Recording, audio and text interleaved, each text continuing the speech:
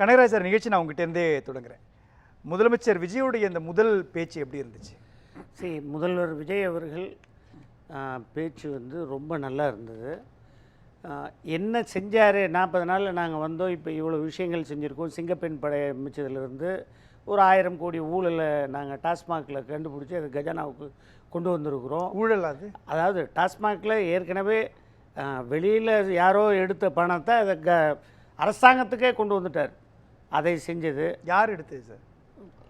இதுக்கு முன்னாடி உள்ளவர் அதை என்கொயரி போட்டு அதில் விசாரிக்கணும். அதுக்கப்புறம் கனகராஜ் சார் தானே சொல்கிறாரு, ஆனால் முதலமைச்சர் சொல்லல. நான் என்ன சொல்லேன்னா, இந்த டாஸ்மாகில் ஏற்கனவே இடி ஒன்று இப்போ எஃப்ஐஆர் ஃபைல் பண்ணி ரெடியாக வச்சுருக்காங்க. அது யார் யாருக்கு பணம் போனது டெய்லி அப்படின்னு சொல்லிட்டு அந்த குற்றச்சாட்டுகள் எஃப்ஐஆரில் இருந்தது. இடி இது போட்டிருக்கு, என்கொயரி நடக்குது. அது இனிமே ஃபர்தர் எவிடன்ஸ் வந்து தமிழக அரசாங்கத்துக்கு நான் இந்த நேரத்தில் என்ன கேட்டுக்கிறேன்னா, எல்லா அமைச்சர்கள், குறிப்பாக ஊழல் செய்த அமைச்சர்களை, அதாவது போக்குவரத்து துறையாக இருந்தாலும் சரி, குறிப்பாக அறநிலையத்துறையாக இருந்தாலும் சரி, அறநிலையத்துறை அமைச்சர் மீதும் குற்றச்சாட்டு இருக்குது. ஜாப் ராக்கெட்டில் முன்னாள் அமைச்சர் கே நேரு அவர்கள் மீது ஒரு ஊழல் குற்றச்சாட்டு இருக்குது. அதே போல் மண், மணல், மலை எல்லா விஷயத்துலையும் இருக்குது. இப்போ அந்த குற்றச்சாட்டுகளை எல்லாம், அவர்கள் செய்த ஊழல்களை எல்லாம் வெளிக்கொண்டு வர வேண்டும். வெளியே நாட்டு மக்களுக்கு டிரான்ஸ்பரண்ட்டாக தெரியணும்னு நான் விரும்புகிறேன். அதை தான் இந்த தொலைக்காட்சியின் வாயிலாக நான் சொல்லிக்கொள்ள கடமைப்பட்டிருக்கேன். அப்புறம் இன்றைக்கி மாண்புமிகு முதல்வர் விஜய் அவர்கள் வந்து எங்கே உங்கள் அப்பாவை காணோம், பேசவே இல்லைன்னு கேட்டார். அவர் பேசின உடனே எங்கே உங்கள் அப்பான்னு சொன்ன உடனே அதற்கு தரம் குறைவாக, கண்ணியம் இல்லாமல் என்ன சொன்னார், செங்கல்பட்டில் ஒருவருடைய மனைவி கணவனை தேடிக்கொண்டிருக்கிறாள்னு சொல்கிறாங்க. அந்த பதில் வந்து ஏற்புடைய பதில், நாகரிகமான பதில் இல்லை. அப்பாவை காணும்னு சட்டமன்றத்தில் சொல்றாருன்னா, இப்போ அதாவது ஒரு மாண்புமிகு முதல்வர் அவர்கள் என்ன சொல்றாருன்னா, நீங்கள் செய்த பிரச்சனையினால மக்கள் வந்து உங்கள் மீது நம்பிக்கை இல்லாமல் இன்னைக்கு மாற்று கட்சி ஆட்சிக்கு வந்துச்சு, உங்களை இல்லாம பண்ணிட்டாங்கன்னு சொல்றாரு. பேசுங்களேன். ஒரு எதிர்க்கட்சி தலைவராக உதயநிதி ஸ்டாலின் தமிழ்நாட்டில் நடக்கக்கூடிய பிரச்சனைகளை பற்றி ஒரு விவாதத்தை சட்டமன்றத்தில் உருவாக்குறாரு. சரி, அதற்கு பதிலளிக்கிறது தானே முதலமைச்சருடைய கடமையா இருக்கும். அப்பாவை காணுன்ற கதையெல்லாம் ஏன் தேவை? அப்பாவை காணும் இது மக்கள் மன்றம். நான் சொல்றேன், இப்ப முதலமைச்சர் வந்து அப்பாவை காணுன்னு சொல்றாரு. பேசவே இல்லைன்னு ரொம்ப இரிட்டேட் பண்ணாங்க. அதனால உணர்ச்சி வசப்பட்டு சொல்லிட்டாரு. சார், உணர்ச்சி வசம் இருங்க, நான் சொல்றேன் இருங்க. ஏங்க, நீங்க கேட்கறதுக்கு தாங்க நான் பதில் சொல்லிட்டு இருக்கேன். இப்போ அப்பாவை காணும்னு சொன்ன உடனே உணர்ச்சி வசப்பட்டு அவர் என்ன சொல்லியிருக்கணும், இதை பாருங்கள், தனிப்பட்ட தாக்குதல்லாம் நீங்கள் நடத்த வேண்டாம், நீங்கள் முறையாக நாங்கள் கேட்குற கேள்வி இத்தனை இருக்குது, நீங்கள் பதில் சொல்லுங்கள், சட்ட ஒழுங்கு பிரச்சனை கேட்டிருக்கணும் சார். அது எதிர்க்கட்சி தலைவர் நான் சொல்கிறேன், எதிர்க்கட்சி தலைவர் அவர் கேட்டிருக்கணும். சார், அதை விட்டுட்டு மக்களால் தேர்ந்தெடுக்கப்பட்ட அரசாங்கம் நடக்குது, மக்களால் தேர்ந்தெடுக்கப்பட்ட எதிர்க்கட்சிகள் சட்டமன்றத்துக்குள்ள முன்னாடி வீடியோ வந்ததா? சரி, சட்டமன்ற நிகழ்ச்சியில வந்து வீடியோ அவையில் இல்லாத ஒருவரை பற்றி பேச வேண்டிய அவசியம் ஏன் வருது? ஒரு விஷயம் சார். ரெண்டாவது விஷயம், அப்பா உள்ள இல்லை அப்படின்னு கேட்கறது மூலமாக தமிழ்நாட்டினுடைய சட்டம் ஒழுங்கு பற்றியான பதில் சொல்ல முடியுமா? அல்லது ஆட்சி நிர்வாகத்தினுடைய பிரச்சனைக்கான பதில் சொல்ல முடியுமா? மின்சாரத்திற்கான பிரச்சனை பற்றி பதில் சொல்ல வேண்டியதா? பேச வேண்டிய பிரச்சனை இதை விட்டுட்டு அப்பாவை காணும்னு பேச வேண்டிய அவசியம் எங்க இருந்து சார் வருது? இதுக்கு முன்னாடி வரலாறு எடுத்து பாருங்க. இதே போல முன்னாள் முதலமைச்சர் புரட்சித் தலைவர் எம்ஜிஆர் அவர்கள் சட்டமன்றத்தில் இருந்தப்போ அப்போ என்ன கேள்வி கேட்டாங்கன்னா, கலைஞர்கிட்ட ஒருத்தர் கேட்கும்போது முத்தமிழறிஞர் கலைஞர் கருணாநிதி அவர்கள் என்ன சொல்கிறாருன்னா, இன்றைக்கி எம்ஜிஆர் வகிக்கின்ற பதவி நாங்கள் போட்ட எச்சை இல்லைன்னு சொன்னார். அதற்கு எம்ஜிஆர் அவர்கள் வந்து ஒரு ரிப்ளை கொடுத்தார். என்ன கொடுத்தாருன்னா, நீங்கள் சாப்பிட்ட இலையில் நான் கணக்கெடுக்கவான்னார். அதோடு முடிஞ்சது. அடுத்தது சட்டமன்றத்தில் நடந்த பதிவு அது.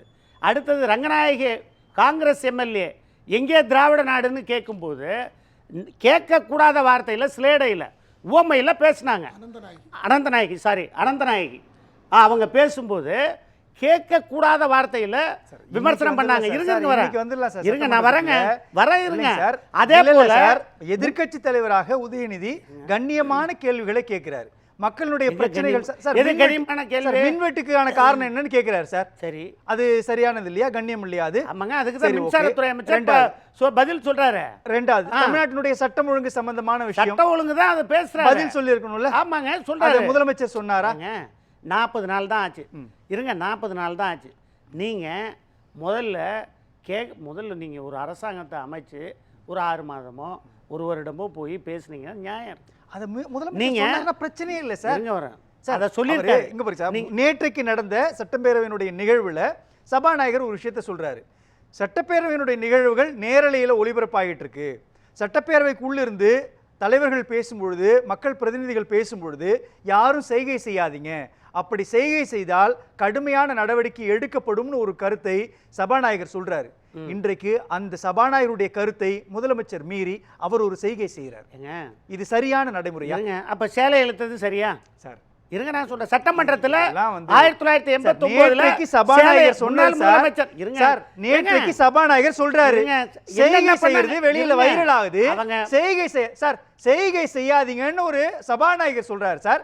இதுதானே சார் அவையினுடைய நடவடிக்கையை மீறுவது, அவையினுடைய கண்ணியத்தை மீறுவது, அவையினுடைய மாண்பை மீறுவது. நான் என்ன சொல்றேன், இது பரவாயில்லைங்க, இதை விட மோசமா அவங்க சட்டசபை நடக்கும்போது ரொம்ப மோசமா இருக்கு. அதை தான் சொல்றேன். நீங்க ஒரு பெண் என்று பார்க்காமல் முன்னாள் முதலமைச்சர் திரு ஜெயலலிதா இருங்க, நீங்க ஏங்க அதை மறைக்கிறீங்க? அதை மறைக்கிறீங்க, அது எல்லாமே வரலாறா இருக்குது. இருங்க, சொல்ல விடுங்க. இன்றைக்கு புதிதாக மக்கள் நம்பி வாக்களித்த ஒரு அரசாங்கம் உருவாகி இருக்குன்னா 3 புள்ளியை நான் கேட்கிறேன் சார். ஒன்று, தந்தை பற்றியான குட்டி கதையை சொல்ல வேண்டிய அவசியம் சபையினுடைய மாண்புக்கு ஏற்றதா? 2வது, செய்கை செய்யக்கூடாது நேற்றைக்குத்தான் சபாநாயகர் சொல்றாரு, இன்றைக்கு அதை செய்யறாரு, அதை மீறாரு, அதுவும் அவையினுடைய முக்கியமான முதலமைச்சர் அவர் செய்கிறாருன்றப்போ மற்றவர்கள் அதை எப்படி எடுத்துக்குவாங்க? நாளைக்கு திமுகவினுடைய எம்எல்ஏக்களோ அதிமுகவுடைய எம்எல்ஏக்களோ ஒரு செய்கை செஞ்சாங்கன்னா சபாநாயகர் அக்செப்ட் பண்ணிக்கு வராத? அதுக்கு உரிமை இருக்குதல்ல? ஏங்க, பாராளுமன்றத்திலையும் சட்டமன்றத்திலையும் காலங்காலமாக இந்த மாதிரி செய்கைகள், அதாவது பேசக்கூடாத விஷயங்கள் செஞ்சுக்கிட்டு தாங்க இருக்கிறாங்க. ஏங்க, கர்நாடகா பிஜேபி சபாநாயகர் ஏன் சார் பிஜேபி ரூல் பண்ணும்போது கர்நாடகா அசெம்பிளியில் என்ன நடந்தது? ஒரு எம்எல்ஏ, பிஜேபி எம்எல்ஏ என்ன பார்த்தாரு? அது எல்லாருக்கும் தெரியும், நாட்டு மக்களுக்கும் தெரியும்.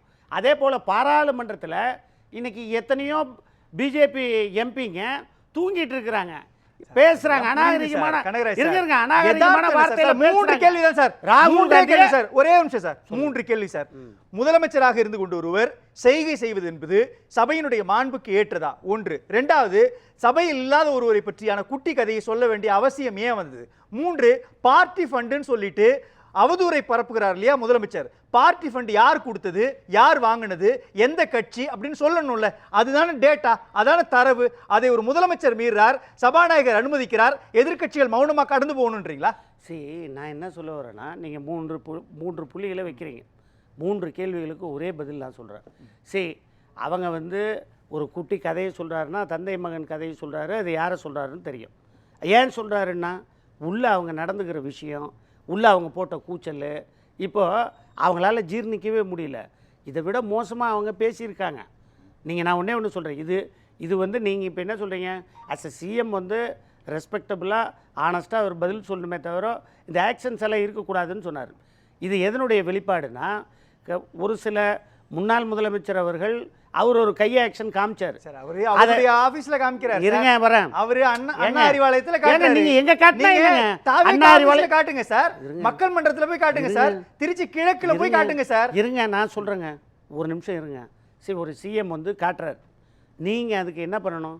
நீங்க எதிர்க்கட்சி பிரதானமா உங்க தாத்தா வழி தந்தை வழி வந்தவங்க, நீங்க என்ன சொல்லணும்? எதிர்க்கட்சி தலைவரா உங்களை மாதிரி தாத்தா கற்றுக் கொடுத்தோ அப்பா கற்றுக் கொடுத்தோ வரல. மக்கள் இன்னைக்கு ஒரு மாற்றம் வேணும்னு சொல்லிட்டு மக்களாட்சி வேண்டும் என்று அவர்களுக்கு தேர்வளித்து இன்னைக்கு பதவியில் உட்கார வச்சிருக்காங்க, முதல்வர் நாற்காலியில். ஆக அவர் ஒரு சில விஷயங்கள் ஏற்றுக்கொள்கின்றார்கள், சிலர் ஏற்றுக்கொள்ளவில்லை. மாண்பு இருக்கிறது, மாண்பு இல்லை, அதில் நம்ம உள்ள போகல. ஆனால் அதற்கு பதில் நீங்கள் முத்தமிழறிஞர் கலைஞரினுடைய பேரன், நீங்கள் என்ன சொல்லணும்? அதற்கு செங்கல்பட்டில் உங்கள் மனைவி தேடிட்டு இருக்கா, கணவனை காணவில்லை அப்படின்னு சொல்றது அது ஒரு தரங்கெட்ட பதில். அடுத்தது சொல்லல சார், அவர் சட்டமன்றத்துக்கு எங்க சொன்னா என்னங்க, சட்டமன்றத்துக்கு வெளியில பேசுறாரு சார். சட்டமன்றத்திற்கு வெளியில அவருடைய கருத்து என்பது அவருடைய கருத்து, அதை நம்ம விவாதிக்க வேண்டிய அவசியம் கிடையாது சார். அவருடைய கருத்து இல்லைங்க சார். முதலமைச்சராக இருந்து கொண்டு ட்ரிகர் பண்ணிருக்கிறார் சார். முதலமைச்சர் தானே சார் இந்த விஷயத்துல ட்ரிகர் பாயிண்ட் உருவாக்குனவர். யாரு? முதலமைச்சர் தானே சார். சரிங்க, இருங்க. தந்தை மகனுடைய கருத்து கதை என்பது சபைக்குள்ள தேவையா? நீங்க வெளியில பேசுறாங்க, சபைக்குள்ள இருந்து ட்ரிகர் பண்ணி அவரை ட்ரிகர் பண்ணி விட்டுருங்க. இப்போ ட்ரிகர் பண்ணவர் தப்பா, ட்ரிகர் ஆனவர் தப்பா? ஏங்க நான் சொல்கிறேங்க, இப்போ நீங்கள் சட்டசபையில் இதை விட மோசமாக அவங்க நிறைய விஷயங்கள் வெளியவே வரல. இன்றைக்காவது பரவாயில்லைங்க, வீடியோ வருது, இன்றைக்கி எல்லாரும் பார்க்குறாங்க, மக்களுக்கு என்ன நடக்குதுன்னு தெரியுது.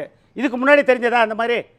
நான் கேட்குறேன், சட்டசபையில நிகழ்வுகள் வந்து அந்த மாதிரி இப்ப நீங்க பேசுனதை வந்து கேட்க மையப்புள்ளியில இருந்து மாறுறீங்க. முதல் பேச்சு சார் இது. இன்னைக்கு ஒரு முதலமைச்சர் அவர் கையில தரவுகள் இருக்கும், தரவுகளோட அடிப்படையில் தான் அவர் பேசுறாரு. ஒட்டுமொத்த தமிழ்நாட்டினுடைய எத்தனை அதிகாரிகளா இருந்தாலும் அவர் கேட்டா தரவுகள் கொடுத்துருவாங்க. இன்னைக்கு ஒரு கருத்தை சொல்றாரு, பார்ட்டி ஃபண்டுன்னு சொல்றாருல. பார்ட்டி ஃபண்டு யார் கொடுத்தது, பார்ட்டிக்கு எப்படி போச்சு, அதுக்கான டேட்டா இருக்குதா, பார்ட்டி யார் வாங்குனாங்க, எந்த பார்ட்டி, அதிமுகவா, திமுகவா, விசிகாவா, காங்கிரஸ் கட்சியா, திமுக எந்த சார் அது சொல்லல சார். அதுதான் வரல. சொல்லல சார். என்ன சொல்ல வரேன், முதலமைச்சர் சொல்லி இருக்கணும்ல. இருங்க நான் வரேன். நீங்க இப்ப முதலமைச்சர் சொல்லணும்னு தானே விரும்புறீங்க. டேட்டாவோட கூடி சீக்கிரம் அடுத்த வாரத்திலேயே, அடுத்த ஒரு மாசத்துல அல்லது வாரத்துல கண்டிப்பாக ஒரு குழு அமைக்கப்பட்டு ஒரு கமிட்டி போட்டு அதில் என்னென்ன ஊழல், எந்தெந்த துறையில் ஊழல், முதல்ல அறநிலைத்துறை, அடுத்து அதில் அவங்க தான் அங்கே வாங்கினது. சிஎம்டிஏ யார் கண்ட்ரோல் இருந்தது, முன்னாள் அறநிலைத்துறை அமைச்சர் சேகர் பாபு கண்ட்ரோல் இருந்தது. இப்போ எல்லாம் தங்க கட்டி 24 டன் உருக்கி வச்சிருக்காருன்னு சொல்லியிருக்காரு. ஒன்றுமே இல்லை, நீங்கள் பார்க்கிங்க்கு ஒரு கார் பார்க்கிங் ஸ்லாட் கட்டுறதுக்கு 10 கோடி டெண்டர் போட்டு எடுத்திருக்காங்க. ஆனால் அந்த கோயிலுக்கு கழிப்படை வசதி இல்லை, போக்குவரத்து வசதி இல்லை, நெரிசல் வசதி இல்லாமல் பார்த்துக்கணும், தூய்மையாக இருக்கணும். இதுதான் விஷயம். இன்றைக்கி அதுலேயே 10 கோடி வந்து தேவையில்லாமல் ஒரு கோயிலுக்கு பண்ணியிருக்காங்கன்னு அறநிலையத்துறை அமைச்சர் அவர்கள் வந்து குற்றச்சாட்டு சொல்லியிருக்காரு. இனி இது போல் நிறைய புகார்கள் எல்லாம் எடுத்து கண்காணிக்கப்பட்டு அவரை முதலமைச்சர் என்ன சொன்னார், ஏற்கனவே செஞ்ச தப்புகள், செய்த தப்புகள் எல்லாத்தையும் அவங்க என்னென்ன ஊழல் பண்ணாங்களோ எல்லாத்தையும் நாட்டு மக்களுக்கு நாங்கள் தெரியப்படுத்துவோம்னு சொல்லியிருக்காரு. அடுத்தது இது ஒன்றே ஒன்று நான் சொல்லி முடிச்சிடறேன். ஒரே நிமிஷம் நான் சொல்லி முடிச்சிடறேன். ஒரே நிமிஷம் தான். இல்லை நான் இரண்டாவது சுற்றுல வரேன். ஒரே நிமிஷம் தாங்க சொல்லி முடிச்சிடுறேங்க. சரி, இவங்க வந்து இன்னைக்கு ஏற்கனவே மாண்புமிகு முன்னாள் முதலமைச்சர் எம்ஜிஆர் அவர்களை பதவியில் இருக்கும்போது கலைஞர் அவர்கள் வந்து என்ன சொன்னார்னா, நாங்கள் சாப்பிட்ட எச்சை இல்லைன்னு சொன்னார். அதுக்கு அவர் எம்ஜிஆர் என்ன சொன்னார்னா, நீங்கள் சாப்பிட்டதை நான் கணக்கு போடுறேன்னு சொல்லிட்டாரு. இவர் வந்து என்ன சொல்கிறாரு, அப்புறம் முன்னாள் முதலமைச்சர் ஜெயலலிதாவை சீமாட்டின்னு சொன்னார். அதுவும் ஒரு விமர்சனம் வச்சார். அது கொடுங்க.